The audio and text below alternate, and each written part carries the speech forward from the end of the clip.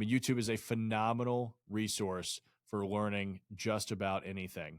Two quotes, I will say, one, just get out there and do it. Don't overthink it. Just go do it. The second quote, and this is a quote that I've always loved, is the man in the arena. Welcome back to the show, Disruptors. I'm your host, Aaron Hale, and this is Point of Impact. I've got a great guest for you today, Tyler Cauble. He's a Nashville commercial real estate broker, developer, investor. He's also an educator, podcast host, and author with one book out and another one on the way. And of all the things we talk about today, one of my biggest takeaways, and I hope you listen for it, is how he was able to take his strengths, those skills he picked up along the way, and creativity, innovation, his drive and willingness to succeed, even when things got hard and he was a little discouraged, as well as some skills in sales and communication he sharpened, forgive the pun, as a sales representative for Cutco Knives. When he took all of these strengths as a new little fish in a great big pond of Nashville, and was able to compete with these big, the big fish, the big national brokerages by becoming a category king. He staked out a particular area in Nashville and got super smart on the area. Got to know the people, the businesses, the market, and the market trends, and was able to get out ahead of the trend. And that's how he could compete with these bigger firms that just don't have the resources to be that hyper-focused in any one particular area. We talk about that, a whole bunch more on commercial real estate, and just an inspired conversion of a car wash that just wouldn't sell into one of the most incredible, coolest food service projects that restaurants were just clamoring to get a piece of. You have to listen to how he describes it. So before we get into it, I ask you to please do what other smart, thoughtful, and downright good-looking listeners do, and give the show 5 stars. Leave it a review. Don't forget to subscribe if you haven't already. And then get over to YouTube. Subscribe there. Give the show a thumbs up. Make sure you hit that notification bell. And leave me a comment. All of this stuff helps us get this show out to a broader audience. I'll be extremely grateful. Thank you very much. Without further ado, my conversation with Tyler Cauble. Tyler, welcome to the show. I can't wait to get into this. Aaron, thank you so much for having me on, man. Honored to be here. Well, you know what?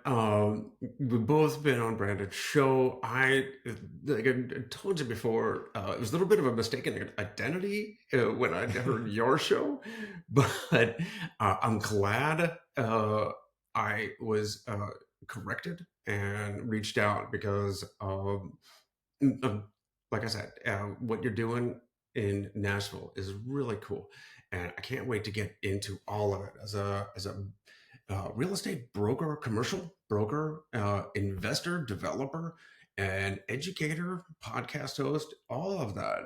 And before we do, though, I'm really interested in how you started off going the college track and then decided it wasn't for you, because that's a pretty bold, brave move. Tell me about that. Yeah. So I graduated from high school and immediately got a job in sales that summer and realized, hey, I can actually sell pretty well. It was easy for me to relate to people. I really enjoyed the sales process. To me, it was just a fun game of trying to figure out what the customer actually needed and how I could, fill their needs.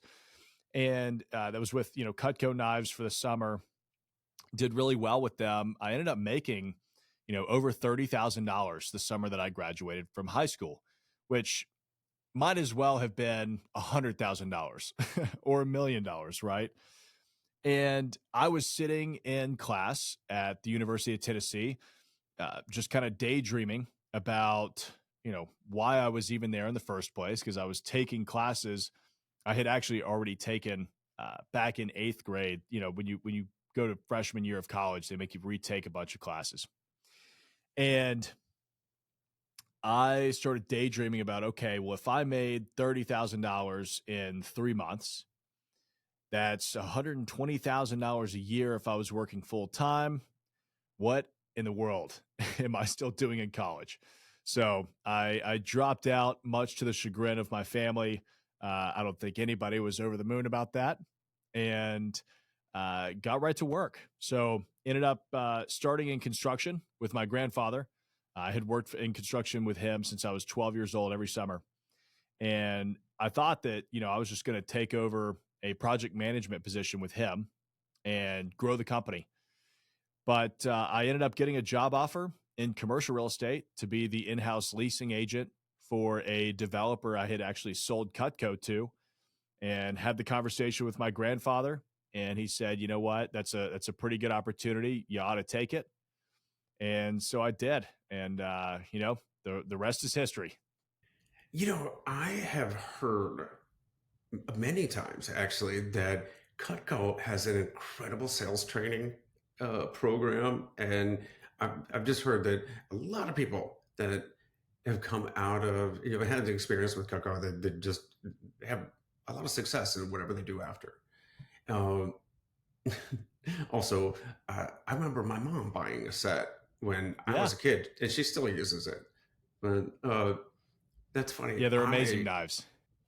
Yeah, I sold door to door when I was in college, and but this was and company in Nashville, the Southwestern company, the Yeah. books. I've got a bunch of buddies that sold books every summer. Yeah, so I think that door to door sales is really like jumping into the deep end when it comes to not just sales, but speaking, talking to people, connecting. And I think that's it's one of the most important things, no matter what your occupational track is, being able to communicate and like you said, try to connect with people, try to find where like the pain points are, and um, I think it was hilarious. I think what was it you mentioned one time? It tried to turn it into a game. It, Oh yeah, to see how long I could sit there and just have a conversation with my clients before we even brought up what I was there to sell. Yeah, the rapport game.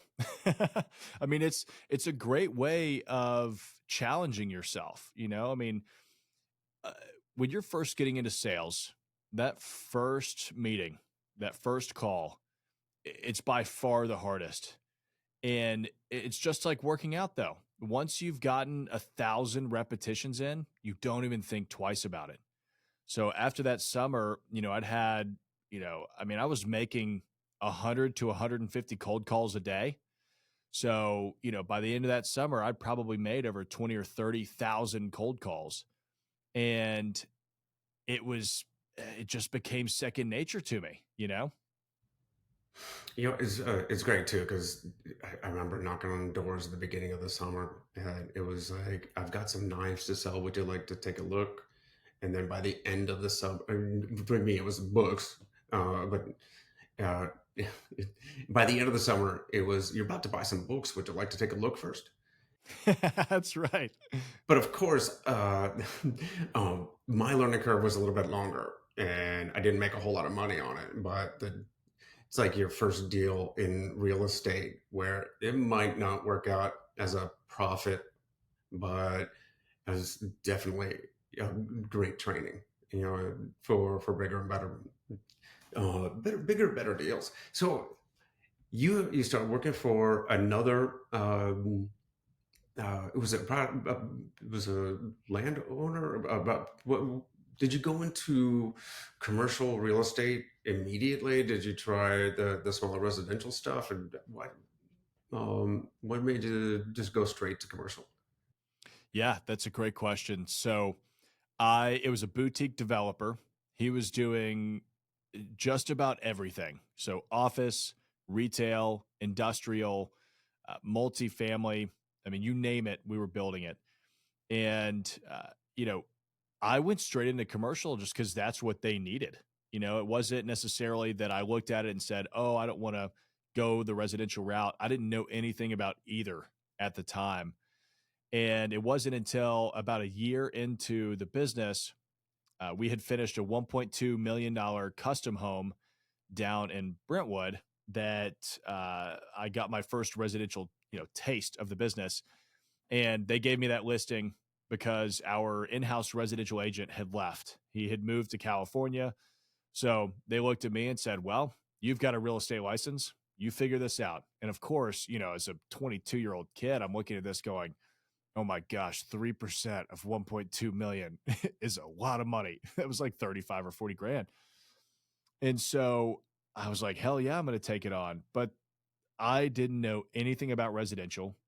The sales process is entirely different. 2014 was a very different time in Nashville. Selling a $1.2 million house back then was a lot more difficult than it is now. And I decided from that point moving forward, I would never touch residential real estate again. So I will build residential real estate, but even then, I will hire a sales rep to take that on. To me, commercial, far more logical, much more scalable as you're getting into it. And it can be much more passive depending on, what your goals are with real estate investing. Oh yeah, I totally understand. When you're talking about residential and the people who are going to live in this thing, it's all emotion, and it's the color of the paint on the on the walls, Yeah. and some kind of voodoo, feeling. Whereas the business owners are like, what's going to be my ROI, or is this the right location? And it's all, I mean, I wouldn't say it's all, but it's so much more statistical, clinical. It's commercial. It's all about business and numbers. And That's exactly right. I mean, with that custom house, I remember somebody walking into an open house and saying, I wish it had two refrigerators. And I was like, well, I mean, where do you want the second fridge? We'll put it in. Like that's a very easy problem to solve. If you want two fridges, we can do it. And they were like, no, it doesn't already have a second fridge, so I'm not interested. I was just like, what? How does that doesn't even make sense. yeah, those modifications can be made, but it's even the more ethereal stuff. Like, I'm not sure about the neighbors. Like, have you met any of them? But okay, so you go into commercial for yourself, and you said did do some residential, like townhomes and whatnot, but you started gravitating towards mostly commercial. And uh, so, what is the benefit for, say, a, a an agent, a broker, for what are the pros and cons on that side between maybe the difficulties in say choosing real estate or residential over commercial? Yeah. So a couple of the pros of commercial over residential, then we'll get into some of the cons. Pros, much bigger numbers, right? I mean, there are very few people out there that can buy $1 million house, but there are very few commercial properties that are under $1 million, right? So the numbers are way bigger. The deals are more logical and transactional. It's a business deal. It's not some emotional thing where you're having to counsel people. As long as you can get the puzzle pieces to fall together, it's much better. You know, um, and in the long run, you can make far more money, right? Just because you're talking about bigger dollar products, right? I mean, we're talking about selling 10 million, 20 million, 30 million plus dollar buildings as opposed to a $300,000 house. So, some of the cons, it takes a lot longer to get started, right? When you're getting into commercial real estate, compared to residential, it does have a steeper learning curve, right? Most of us grew up in homes, right? We either had a home or had an apartment.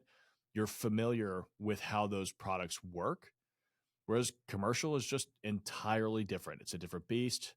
I mean, I'll never forget the day I learned, like, oh, yeah, somebody represented Chipotle and put them in that space. Like, Chipotle didn't just spring out of the ground, right? And then, on the residential front, most people will buy a house in their lifetime, right? So your customer base is a lot bigger.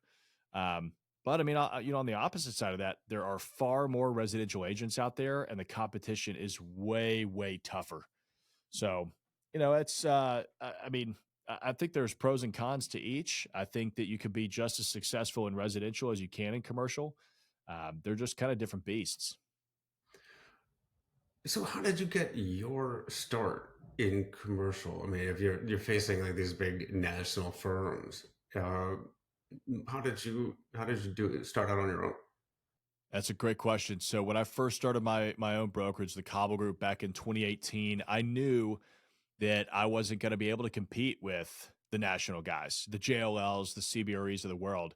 Great firms, but they've got much more on the resource front than I could ever have as a single man shop. So I decided, you know what, I'm going to niche down into a side of town that I love that nobody else really cares about, and so I picked East Nashville.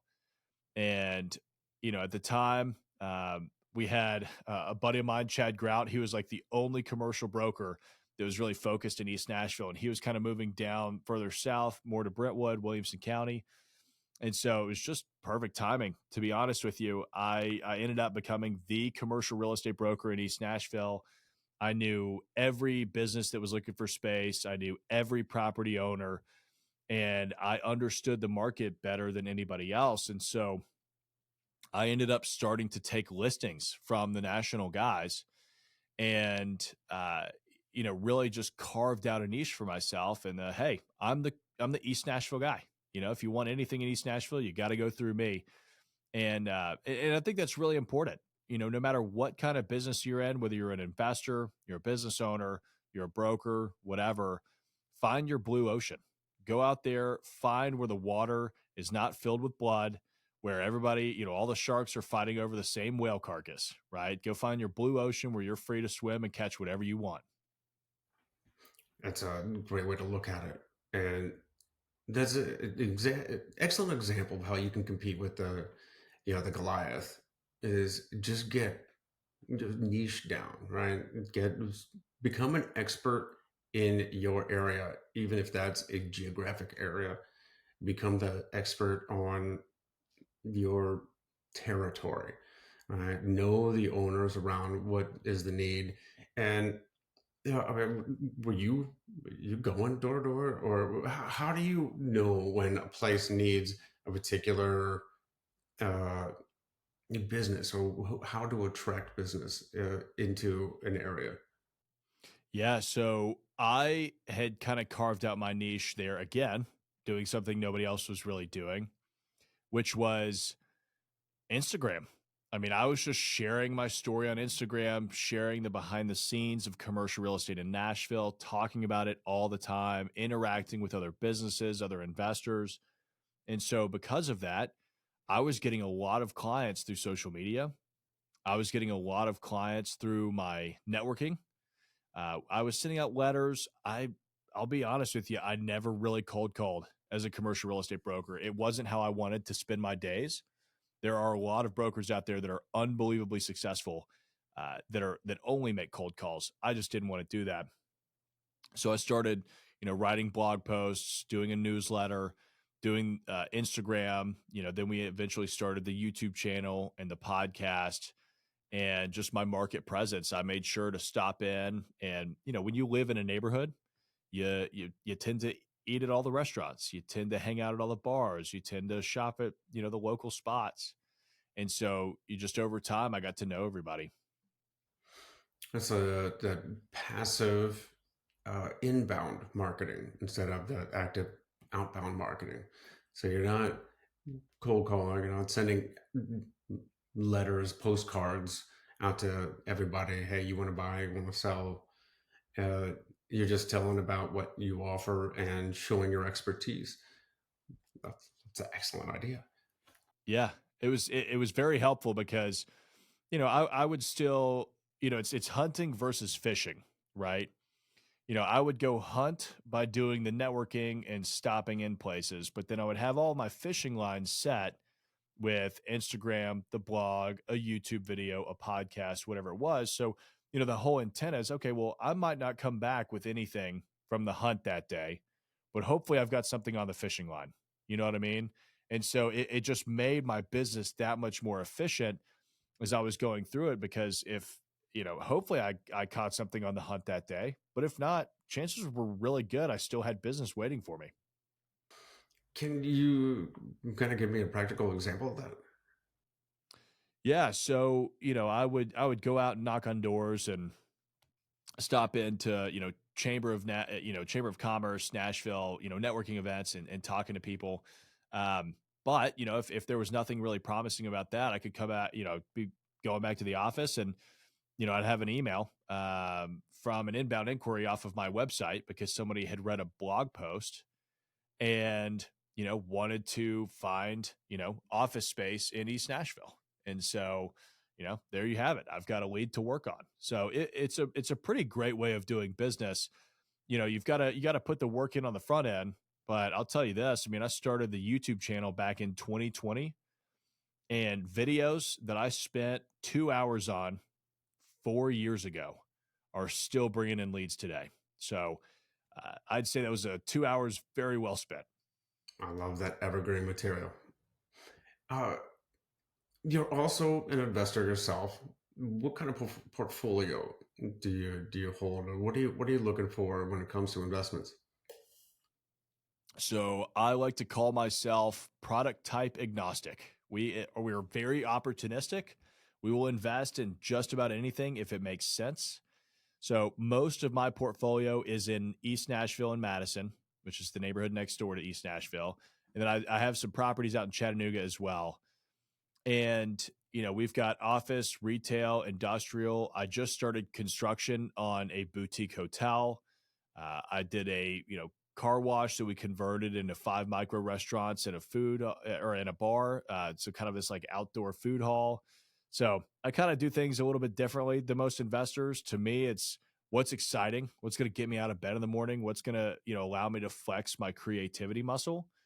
Um, I mean, we'll really kind of do anything if it makes sense. But again, I'm more focused on my neighborhood than anything else, right? Because I still do believe if you're going to be a generalist, you still need some sort of niche. But tell me more, because I've heard the car wash. I gotta hear the story because me being a food guy, I started making making fudge, an e-commerce chocolate company, and that gave me the cash flow to start in real estate. But we still have the chocolate company. I love food, and this car wash conversion is the coolest thing. So tell me, tell me about this. Yeah, so it's a pretty interesting story. It's a 6 bay car wash here in East Nashville that was run down, shut down, and really didn't make any sense to renovate as a car wash. But the problem was the way that the city ordinances were laid out. If that building got torn down, the city was going to condemn 20 or 30 feet of right of way. And if you look at the site, I mean, it might be 50 feet deep, right? So it would have taken up way too much of the parcel. And it's a very, very small parcel. And so we kept looking at it going, okay, well, we've got to work within the confines of the existing building. What is that? So the previous owner had looked at doing Airbnbs in the spaces. And I thought that was kind of cool, but I'm not a big Airbnb guy. I mean, at least on the small side, to me, you got to have at least 4 bedrooms on an Airbnb if you're going to do it in Nashville, and 6 micro units didn't make a lot of sense. Then we looked at 6 retail spaces. And it didn't quite click with that. We looked at 6 office spaces, it didn't quite click at that. And I was driving past the site one day, and I had just gotten this was back during the pandemic. I had just gotten off the phone with a restaurant group, and I was getting a lot of phone calls from restaurants at the time, surprisingly enough, despite COVID, because they all wanted space for to go and delivery only because that had taken off during the pandemic. And but nobody wanted to pay for, a dining area that nobody was going to use. And so I kept having to say, I'm sorry, that doesn't exist. It doesn't exist in Nashville. Our average restaurant's probably 1,500 to 2,000 square feet, so much bigger. And I had just gotten off one of those phone calls, and I was driving past the car wash, and I looked at it and I was like, huh, I wonder if we converted each of those bays into like a food stall, kind of like a retail facing ghost kitchen, and maybe we could turn the parking lot into kind of a seating area, what that would look like. And I called my architect and I said, hang up on me if I'm crazy, but what are your thoughts on doing this? And he said, yep, I think we can do that. So I put it under contract, and we got started. And of course, as any good commercial real estate investor does, I called a bunch of restaurants first to make sure, hey, if I do this, is this something you'd be interested in? And one of the bigger restaurant groups in East Nashville that I talked to said, send us a lease. We'll sign it right now. I was like, all right, we are onto something here. So that's the story of the wash. But tell me, for those who don't quite know what ghost kitchens are, uh, Yeah. what, how does a restaurant fit into a car wash stall? Yeah. So a ghost kitchen is essentially a like the kitchen of the restaurant that doesn't have the retail portion, right? So they can go into the basement of a space, they can go into a warehouse. It's really a commercial kitchen that is designed to do to go and delivery. So if you order food from Uber Eats, chances are good it's actually coming from a commercial kitchen or a ghost kitchen than it is the actual restaurant, right? So Starbucks has a lot of these. A lot of your bigger brands have these. Mr. Beast, that's actually how he ended up growing his burger chain quite a bit. He utilized kitchens like this, and so a retail facing ghost kitchen then is basically like the back of house kitchen, just with a storefront where they could take orders. And that was kind of my thought is, maybe we can do this a little more affordably for the restaurateurs, and take that approach, and that's what we did. You could see the evolution of that from fast food chains adding a second window to a second lane to some some fast food chains not even having sit down seating, and then even like the fast casual type restaurants adding a side door for just the to go orders.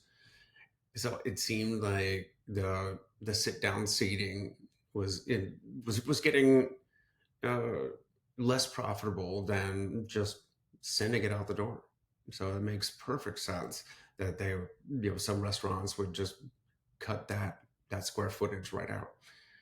Yep, and it depends too on the type of restaurant and what their goals are. I mean, quick service restaurants are very popular today. But so are sit down restaurants, right? And so it's just kind of a newer offering to be able to bring to the neighborhood. And, then at the same time, right? Like back during COVID, nobody wanted the seating, they didn't care about it. Fortunately, the site still has 80 seats outside, and then we've got 12 inside at the bar. So there's plenty of on site seating. We thought this was going to be almost exclusively to go and delivery, and it has turned out to be about 30% to go and delivery, which means 70% is people ordering and eating on site, which is it's funny the thesis that we had going into it and what has actually proven to be true. Hmm. Well, as it turns out, people do like leaving their houses from time to time. That's right. So, what are you excited about now? What are you looking at, and what is like the Nashville market, the national market? What's the trend? Uh, and what do you do? I know everybody fled the offices and downtown areas in COVID, and that left a vacuum in some areas and opportunities in others. What's happening now? Yeah. So, we're kind of starting to see a return to normalcy when it comes to office space. A lot of businesses are actually back in the office. People aren't writing as many articles about the work from home thing anymore. And here's my opinion on that. I think it's great to have work from home. I mean, it's great to have the flexibility. I don't think that 100% of work needs to be done in offices. But that being said, it's all about the balance, right? I don't believe in a full time work from home type of position, depending on what kind of business you're in, because it just doesn't make sense for most companies. We work with a lot of small businesses. It makes almost no sense for them. Whereas these larger corporations, yeah, you can have work from home, in full time positions because you have enough employees to justify middle management that all they do is manage these employees. If you don't have that, it's next to impossible to actually keep track of what's going on properly. But what I'm excited about right now, we finally got construction started on our boutique hotel right down the street from my office here. Because of Nashville and the permitting delays, it took us, almost 24 months to actually get approvals to move forward on a renovation, which is crazy. But we are really excited for that hotel. It's going to be a beautiful addition to Nashville's boutique hotel scene and the tourism that we have going on here. And it's on my favorite side of town, East Nashville. So it's fun, and it's the first time we've done a hotel. So I'm excited to actually get that one up and running. That sounds really cool. I've got a few of my real estate acquaintances, friends that are getting into boutique hotels. They've kind of graduated up from the Airbnb scene, the residential short-term rentals, and a lot of times that makes so much more sense. Just like long-term rentals and residential versus apartment buildings, you know, uh, there's a lot more work, but then that's why you build a great team. Um, what about this flex space type buildings?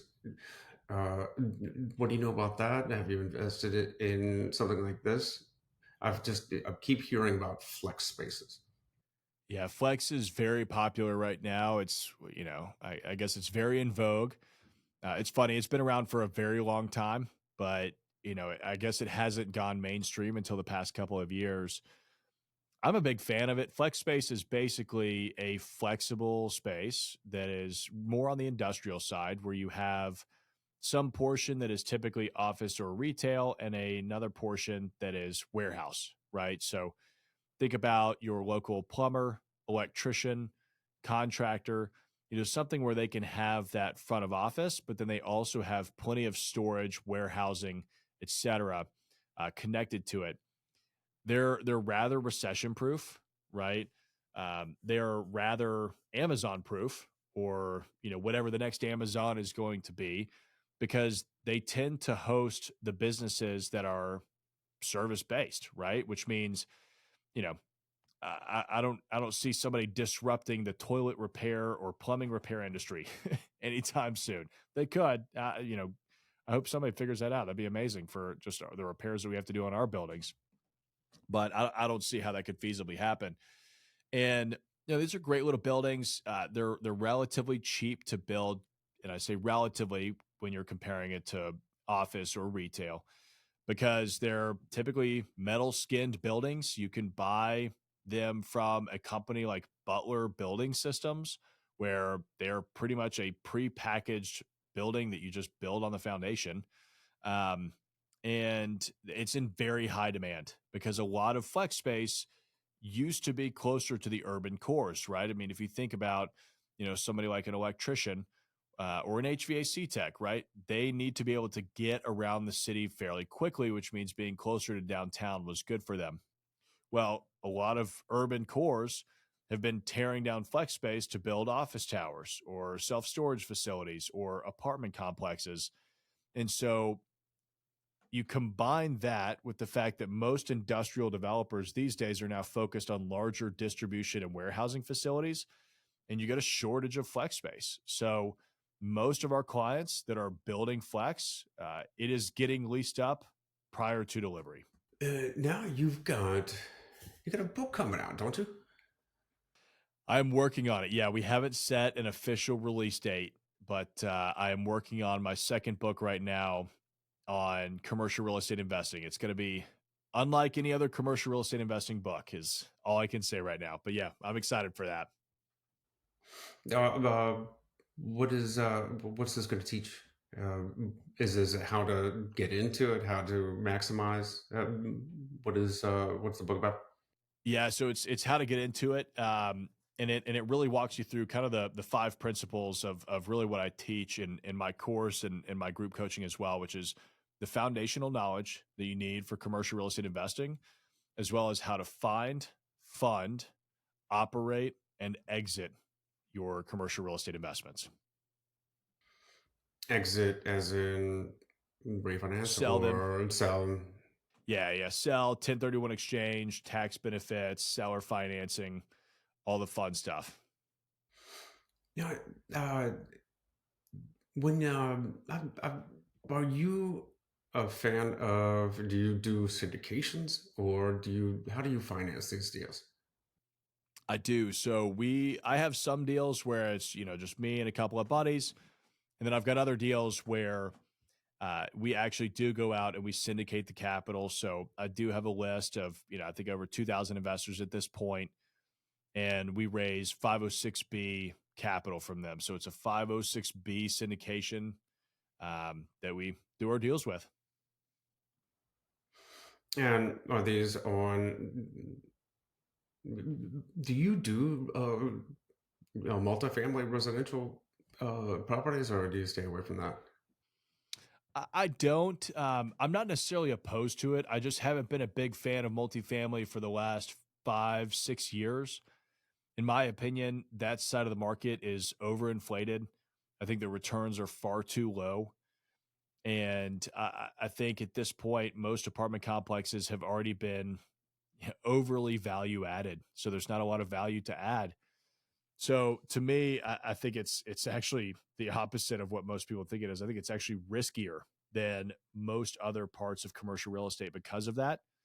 Um, Especially when you take into account how many multifamily units are being delivered over the next couple of years. It's a lot. And I have a feeling that we're going to see a dip in the rental rates. Are there any other areas that are undervalued or underappreciated right now? Oh, undervalued. I mean, I know everybody loves to talk about self-serve car washes, but I still think they're undervalued if you can find the right ones, right? I mean, some people overvalue those. I think that self-storage is overvalued right now, but I also think that if you can find the right location and build self-storage, I think you're in the right spot. Because I just think that people are paying way too much for self-storage these days. The cap rates are far too low. When I first got into it back in 2013, you could buy self-storage facilities at 18% plus cap rates. Nobody wanted them. And now again, it's in vogue. So everybody's paying way too much for them. I think office is undervalued, which is, probably a controversial take, but I do believe that people are going to go back to the office. Now I will caveat that with, it depends on what kind of office you're buying and where you are buying it. Like, for example, I'm sitting in a 3-story, 28,000 square foot office building right now that I bought back in 2019. It was 40% occupied back then. It is 100% occupied today. And, despite the pandemic, despite everything, because it's a smaller office building, it's strategically located on a major corridor near an interstate. in a neighborhood, and it's not downtown, right? So I think all those factors kind of come to play. So we've got a lot of small businesses in this building. What about those older office spaces that were designed back, say, in the 80s? What do you do with that? Yeah, I mean, I think they need to be cosmetically upgraded, and I think you know I mean, it depends on where it is, right? I mean, if you're in the suburbs, it's going to be tough to get really creative with it. But if you're in the urban core of downtown, maybe you add some funky retail, or maybe you add a restaurant, or maybe Hmm. look at converting some of it into apartments. Now, I will say it's not always feasible to just convert office to residential. In fact, 9 times out of 10, it's probably not going to make any sense. But I mean, I think if you get creative with it, it'll work. I mean, you look at a company like Switch Yards, that's a co-working space that has absolutely taken off in the last year. And, despite the work from home and all this kind of stuff, they are growing like crazy. So I think it's just more about doing it right. You look at the retail revolution that we've seen over the last 10 plus years, everybody thought retail was dead. And that couldn't be further from the truth. It just had to evolve, it had to grow up and accommodate today's shoppers, and office space is in the same spot. Well, I've been trying to figure out what is what's the benefit in, say, triple net leases versus your standard lease when it comes to putting occupants into uh, retail spaces or commercial vacancies. Yeah. So the nice thing about the triple net lease is that it's unlike anything else in commercial and residential, right? So let's take apartments, for example. Hmm. Somebody pays you their rent every month and they pay their utility bill, right? But then out of their rent that they pay you, you then have to pay all of the operating expenses for the property, including property taxes, building insurance, common area maintenance, whatever. And then you have your profit, right? So if your property taxes go up or your insurance goes up, which has been very common in commercial and multifamily properties today, then you're taking a hit to your bottom line as the investor, right? Whereas in the triple net world, it is structured differently to where the tenant pays you a base rent, but then they also pay you additional rent, which is the common area maintenance, property taxes, and building insurance. So the tenant is actually fully responsible for any expenses above and beyond, um, their base rent. So if your property taxes go up, or your insurance goes up, or maybe you're like Nashville and you have an ice storm once every couple of years, but it's very uncommon, and now you've got to spend money on salting and de-icing the parking lot, which wasn't in your budget, then you pass that expense on to the tenants. You don't take a hit to your bottom line as the investor. So it's far more predictable income than anything else. And tenants actually appreciate it too, because they know that the money that they are paying you is being spent on properly maintaining the common area. So, one thing, because I get that asked all the time, why would a tenant actually do that? Well, if you're Starbucks and the cleanliness of your parking lot and the maintenance of the landscaping is part of your image and brand, you want to make sure that that's being done properly, and that a landlord isn't just charging you for it and then pocketing it and maybe not spending as much on doing everything that needs to be done on a daily, weekly, monthly basis. So I love triple net leases. It's a great structure. It's one of the best benefits of getting into commercial real estate investing. There any drawbacks, or I mean, could anybody get started straight, go directly to triple net, or who's it for? Yeah, I mean, you want to make sure that it is market in your area, right? If nobody else is doing a triple net lease structure, then it may be tough for you to do a triple net lease structure. So just make sure you talk to your brokers, talk to your attorney. Um, but also, I mean, as far as drawbacks go, the biggest thing is the education. So if you're talking to a, Dollar General, or you're talking to, you know, Walgreens, like these massive, corporations that have a ton of locations, or even regional groups, right, that have 3 locations or 5 locations, they tend to know what a triple net lease is. Whereas if you're dealing with more small businesses, they don't understand it. And so now you have to educate them on what it is. And they can just get easily confused by it. So that's one thing to be aware of. How's the cash flow versus, I guess, is that more of an equity play with triple net, or because I don't know if it's six of one, half dozen the other, um, or is this more of a just a equity or a value preservation? So yeah, it's a great question. So it depends on the type of triple net deal that you're doing, right? If you're buying a 20-year, Walgreens lease, right, single tenant net lease deal, then it's almost a wealth preservation type of play, right? Because they're going to have very few rent increases. The property is going to go up in value, sure, but it's going to be more of, hey, they're paying down the mortgage for you, and you're keeping your equity, right? So at the end of it, you'll have a lot more equity when you sell the property to 1031 exchange it into an even bigger property. That's kind of the game with these triple net leases, is allowing tenants to just continue building that wealth for you. But you could also look at a Class C shopping center that is 50% occupied with, maybe modified gross leases where, you know, the landlord is responsible for paying all the expenses except for maybe the utilities, right? Maybe the tenants pay their own utilities. Well, that's a huge value add play, right? You could come in, lease up the other 50% of the shopping center, do it all on triple net leases. And then as the other tenants that were already there turn over, you can start converting those into triple net leases. And now that you've removed the operating expenses from your NOI is going to go up, right? So subsequently, the value of the property could increase. So there's a couple of different ways to approach it. I mean, that could be a cash flow play or an equity play. It just depends on how you want to approach the triple net deal. Now, you're a big fan of the value add. Uh, how are what are some methods for adding value to a particular um, property when it comes to commercial?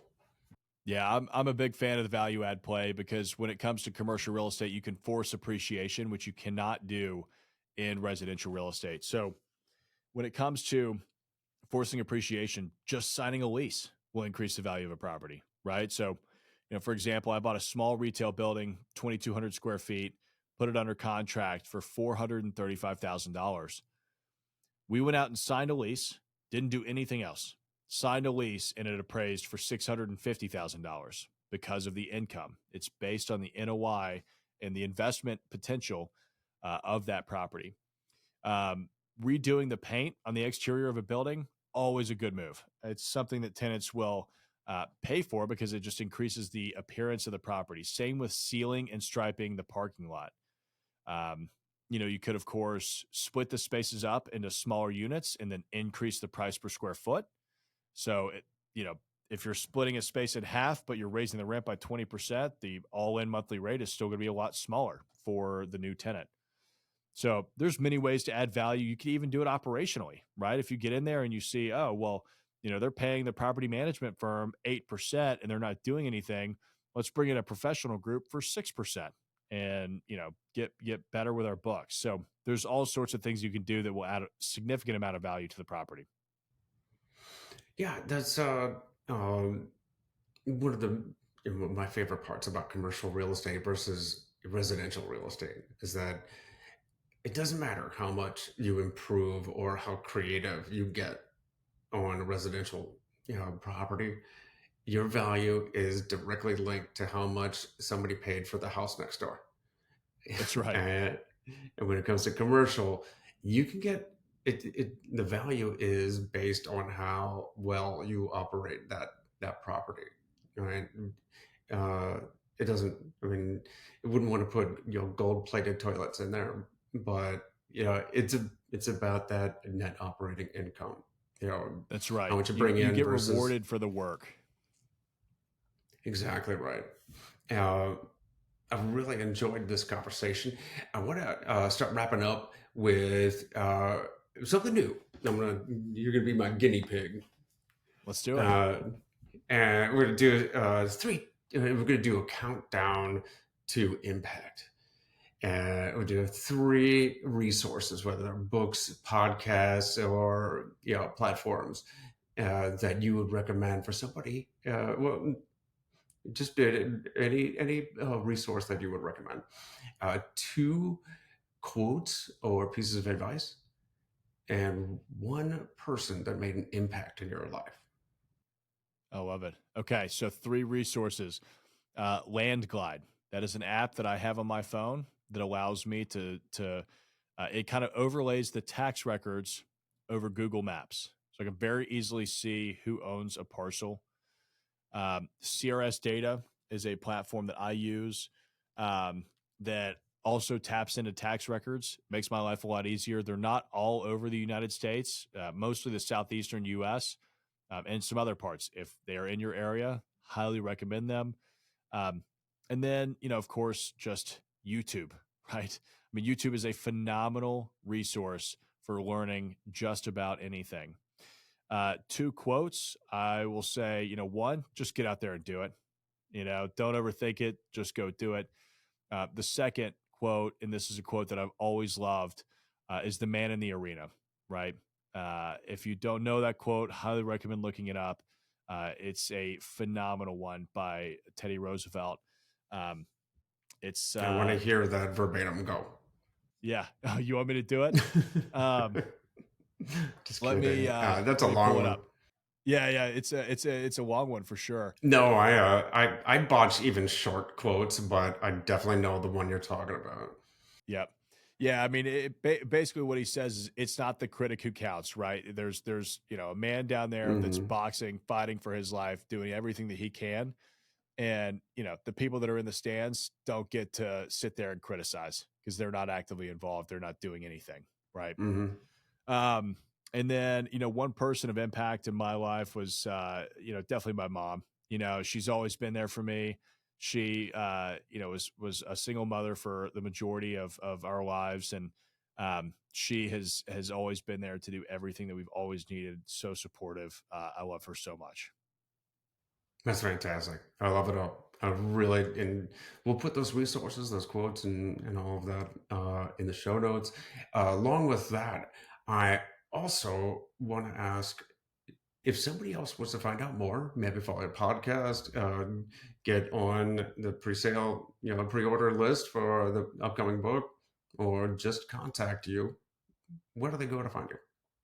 Yeah. So if you want to check out the podcast, it's the Commercial Real Estate Investor podcast with me, your host. If you want to learn more about commercial real estate and you prefer to watch videos, go check out my YouTube channel. It's just under Tyler Cauble. And then if you actually want to communicate with me, follow me on Instagram at Commercial in Nashville. And that's where I'll, announce the book and the conference and all the other fun things that we're doing. Awesome. Well, Tyler, thank you so much for sharing your time and wisdom with us. And I hope you have a fantastic day. Aaron, thanks for having me on, man. Phenomenal conversation. Glad to be here.